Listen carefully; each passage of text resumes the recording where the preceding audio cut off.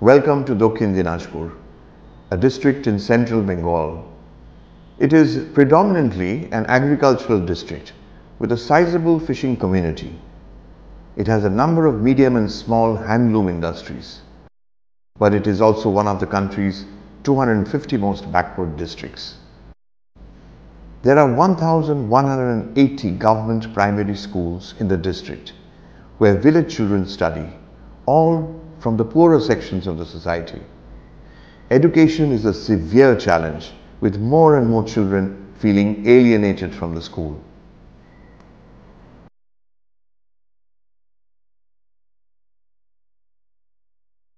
MB Software joined hands with Ahead Initiatives, a non-profit company working in rural upliftment, to help enliven the quality of education, make it more engrossing and enjoyable for the children, and even fun for the teachers.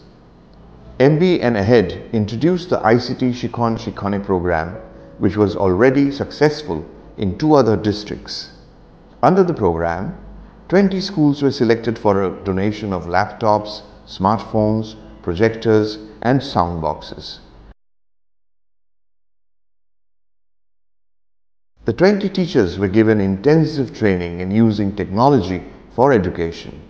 They were trained by senior educationists in developing class lesson plans which would integrate audiovisuals to the text. At the end of the year, a lesson plan competition was held in Kolkata, where the teachers presented their best lesson plans and the top 3 teachers were awarded. Meet Polash Talukdar, one of the teachers who topped it. He teaches class 3 and pre-primary in Srirampur Free Primary School, which is located in Srirampur village in the Gangaram block in Dokhin Dinajpur. Like most of the teachers, he had never used a computer to teach his students. In fact, he didn't know how to use one. এই এলাকাটি বেশিরভাগটাই তপশিলি উপজাতি অধ্যুষিত এলাকা। যে সকল বাচ্চারা আমাদের স্কুলে আসে তারা প্রত্যন্তই গরিব ফ্যামিলি থেকেই আসে এবং কিছু কিছু বাচ্চা এখনো এরকম আছে যারা একদম ফার্স্ট জেনারেশন লার্নার। তো আমি যখন ক্লাসে প্রবেশ করি তখন দেখতে পাই যে ক্লাসে তখন আমাদের শুধুমাত্র এই পুস্তক নির্ভর পড়াশোনাটাই চলতো। তো ক্লাসে ঢুকে দেখতাম বাচ্চারা খুব চিৎকার চেঁচামেচি করছে, তারা ক্লাসে অমনোযোগী। তখন তারা একমাত্র মুখস্থ নির্ভর পড়াশোনার মধ্যেই তারা সীমাবদ্ধ ছিল। School textbooks often tend to get boring, unappealing, and even contextually inappropriate. The relevance to the children's own environment is missing, creating a disconnect and impacting on the comprehension and learning. So when Polash decided to teach a chapter from the textbook on homes and houses, he decided to make the textbook come alive by using audiovisuals. Ahead Initiative এবং MB Software এই দুজনের সক্রিয় সহযোগিতাতে আমরা টিচাররা বসে একটা বিদ্যালয়ের একটা নির্দিষ্ট বিষয় পাঠদানের জন্য পুরো লেসন প্ল্যানটা আমরা তৈরি করি। মূলত নাটক, আবৃত্তি, আনুষঙ্গিক যে বিষয়গুলো সেই বিষয়গুলোকে আমরা গুরুত্ব দিই। সবচেয়ে বেশি গুরুত্ব দেওয়া হয় অডিও ভিজুয়াল মাধ্যমে পাঠদানের উপরে। ভিডিওর কিছু পার্ট রয়েছে যেগুলো ইন্টারনেট থেকে আমরা কি করে ভিডিও ডাউনলোড করতে পারি এবং সেগুলো কি করে কাটতে হয়, ছোট করতে হয়, সেগুলো আমাদেরকে শেখানো হয়। এর পাশাপাশি আমাদের পাওয়ার পয়েন্ট সম্পর্কেও কিছুটা নলেজ দেওয়া হয় এবং তার পাশাপাশি আমাদের যে স্মার্টফোনটি দেওয়া হয়েছিল সেখানে কি করে বিভিন্ন রকম ছবি তুলতে হয় এবং কি করে ভিডিও তুলতে হয়। এই যে আমাদের যে ট্রেনিং দেওয়া হলো যাতে আমরা পাঠ্য বিষয়গুলোকে অডিও ভিজুয়ালের মাধ্যমে ক্লাসে ভালোভাবে উপস্থাপন করতে পারি, যাতে করে বাচ্চারা আরও পাঠের প্রতি মনোযোগী এবং আগ্রহী হয়ে ওঠে। Having been inspired and trained at the workshops, Polash proactively added more fun to the learning using mind mapping, models, and even songs. The lesson plan was taught over 8 classes. তো এই ক্লাসের শুরুটা হয়েছিল আমি প্রথমে ক্লাসে ঢুকি একটা গান করতে করতে। তো সেই গানের মাধ্যমেই আমি যখন ক্লাসে ঢুকি তখন বাচ্চা কাচ্চারাও খুব শান্ত হয়ে বসে থাকলো। হোক না যেমন বাড়ি মোদের কাঁচা কিংবা পাকা, আনন্দেতে বাস করি ভাই সেটাই হলো খাসা। আচ্ছা, এই যে গানটা তোমরা শুনলে, গানটা কি সম্পর্কে গান?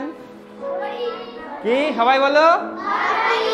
ঘর বাড়ি, বাহ খুব ভালো শুনেছো, ঘর বাড়ি। আচ্ছা এবার তোমরা বলো তো, ঘর বাড়ি তো সবাই জানো, সবারই আছে। আচ্ছা এই ঘর বাড়ি সম্পর্কে তোমরা কয়েকটা শব্দ বলো তো, সবাই একটা একটা করে বলো, বলো সবাই বলো ঘর বাড়ি সম্পর্কে। হ্যাঁ বলো কি? টেবিল, হ্যাঁ টেবিল আছে বাড়িতে, টেবিল। তারপরে চেয়ার, তারপরে হ্যাঁ কি? দেওয়াল, হ্যাঁ ঠিক বলেছ।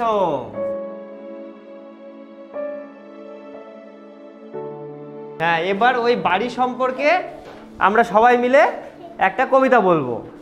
ওই যে দেখো অনেক বাড়ি, পথের ধারে সারি সারি, কোনোটা গড়া কাঁচা মাটির, বাঁশ দড়ি আর খড়ের আটির। ওই যে দেখো পাকা বাড়ি, গ্রাম শহরে রকমারি,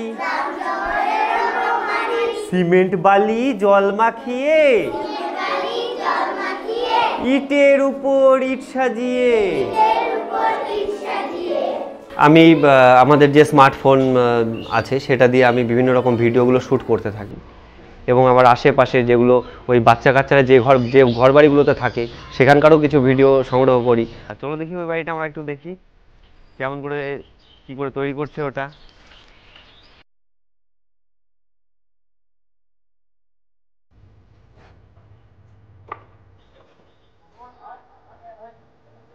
বাড়ি বানাতে কি, পাকা বাড়ি বানাতে কি কি লাগে?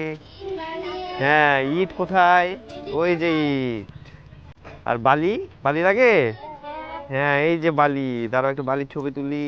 হ্যাঁ এটা হচ্ছে কাঁচা বাড়ি, মানে এটা কি দিয়ে তৈরি হচ্ছে তাহলে? মাটি। আর কি কি আছে এখানে বলো তো?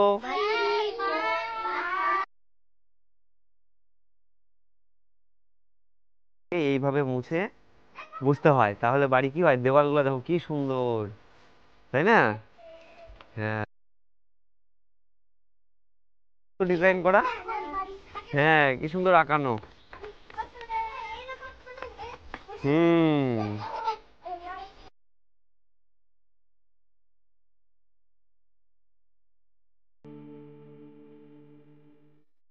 এবং সেগুলো পরে আমাদের যে সফটওয়্যার, এডিটিং সফটওয়্যার আছে সেখানে সেগুলো ফেলে সেগুলোকে এডিট করি।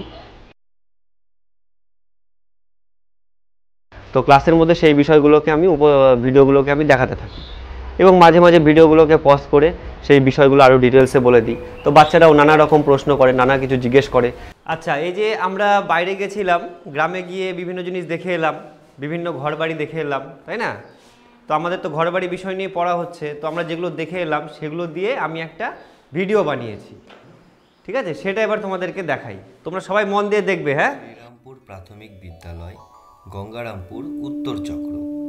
আমার বিষয় আমাদের পরিবেশ থেকে ঘরবাড়ির যুক্তিতর্ক, তৃতীয় শ্রেণী। আমরা আমাদের চারপাশে। আচ্ছা দেখো তো এই বাড়িটা চিনতে পারো নাকি? কার বাড়ি? কার বাড়ি এটা? ওই যে শেষেরটা, হ্যাঁ সুপ্রিয়াদের বাড়ি। আচ্ছা আমাদের চারপাশে নানা ধরনের বাড়ি দেখতে পাই, কোনোটা কাঁচা বাড়ি, কোনোটা আবার পাকা বাড়ি। আচ্ছা তোমরা নিশ্চয়ই কাঁচা বাড়ি পাকা বাড়ি দুটোই দেখেছো। এবার বলো তো কাঁচা বাড়ি তৈরি করতে কি কি লাগে? প্রথমে 1 নম্বরে কি আছে?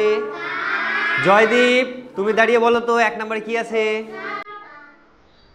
আর বাপি বলো তো 2 নম্বরে কি আছে?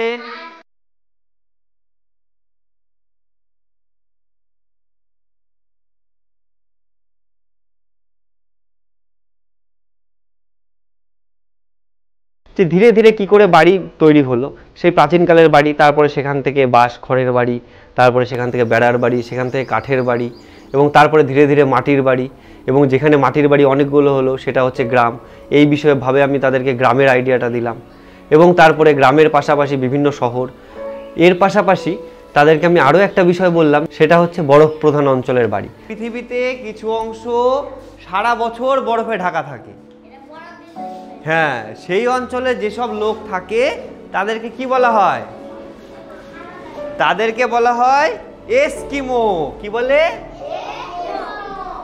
আচ্ছা, এই যে তোমাদের যে এতক্ষণ ধরে আমি বিষয়টা দেখালাম, তোমরা সবাই মনোযোগ দিয়ে দেখেছো? সবাই দেখেছো তো?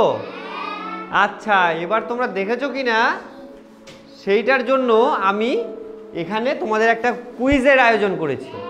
তো অঙ্কিতা বলো তো, দুটো অপশান আছে, কোনটা হবে? পাহাড়ের গুহায় থাকতো। আচ্ছা, চলো আমরা দেখে নিই উত্তরটা কি ঠিক হলো। এই যে পাহাড়ের গুহা, দেখি। হ্যাঁ, তার মানে উত্তরটা ঠিক আছে। ভিডিওটা দেখানোর পরে আমি ওদেরকে বাড়ির ছবি আঁকাতে বলি, তো সবাই খুব মনোযোগ সহকারে বাড়ির ছবি আঁকে। তো সেইভাবে তারা ছবিটাকে সম্পূর্ণ করে এবং তারপরে সবার ছবিগুলো আমি স্কুলে বিভিন্ন দেওয়ালে টানিয়ে রাখি। তো এই ভিডিও নয়, এরকম আরও বেশ কিছু ভিডিও আছে যেগুলি পরপর আমরা বানাতে থাকি এবং বাচ্চাদের দেখাতে থাকি। তো এবং পরে এই ভিডিওগুলো নিয়ে আমাদের যে দক্ষিণ দিনাজপুর টিচার্স ফোরাম আছে সেখানে এই ভিডিওগুলো নিয়ে আলোচনা হয়। এইসব ভিডিওর পাশাপাশি আমাদের দক্ষিণ দিনাজপুরের লোকসংস্কৃতি, দক্ষিণ দিনাজপুরের ইতিহাস, হস্তশিল্প, বিভিন্ন রকম এহেড থেকে বানানো যে সকল ভিডিও ছিল সেগুলোও আমরা স্কুলে প্রতিনিয়ত দেখাতে থাকি। 23টি জেলার মধ্যে অন্যতম হলো আমাদের এই দিনাজপুর জেলা, যা পৌরাণিক, ধর্মীয় ও সাংস্কৃতিক ঐতিহ্যে পরিপূর্ণ। তো আমার লেসন প্ল্যানে আরেকটি বিষয় রয়েছে, যেটা হচ্ছে বাচ্চাদের নিয়ে নাটক করিয়েছিলাম সেইটা। তো তখন আমি বাচ্চাদেরকে লেসন প্ল্যান অনুযায়ী বাচ্চাদেরকে আমি নিয়ে চলে যাই মাঠে এবং তাদেরকে একটি নাটক করাই তাদেরকে দিয়ে। একজনকে কাঁচা বাড়ি এবং একজনকে পাকা বাড়ি বানাই এবং বিভিন্ন রকম কিছু উক্তি আমি ওদেরকে শুধু একটু বলে দিই যে নাটকের বিষয়টা এই। তোমার বাড়িও ভেঙে দেবে, আর না আমার বাড়ির লোকগুলো তাও বাঁচবে। এইভাবে লেসন প্ল্যানের মাধ্যমে শেখাতে গিয়ে আমি নিজেও অনেক কিছু শিখতে পেরেছি। বাচ্চাদের পাশাপাশি এটা শিক্ষকদের কাছেও একটা অন্যরকম নতুন শিক্ষা পদ্ধতি। অডিওভিজুয়াল ম্যাটেরিয়াল তৈরি করতে গিয়ে যেটা আমাদের সবচেয়ে বেশি অভিজ্ঞতা হয়েছে তা হলো আমরা একটা টপিকের একদম নিগুড় ভিতরে ঢুকে যেতে পারছি। অ্যাহেড এবং এমবি সফটওয়্যারের মাধ্যমে গত 2 বছর আগে থেকে যে ভাবনা শুরু করেছিলাম, আমরা ভীষণ আনন্দিত যে বর্তমান রাজ্য সরকার সেই ভাবনাটাকেই রূপদান করছে। Teachers like Polash have learned how to use ICT in the classroom thanks to MB's CSR outreach program. Some of them now have their own YouTube channels. As per the MB CSR ICT program, the teachers will now train other teachers in a Training of Teachers or TOT scheme, and they will help in the transformation of rural education in Bengal.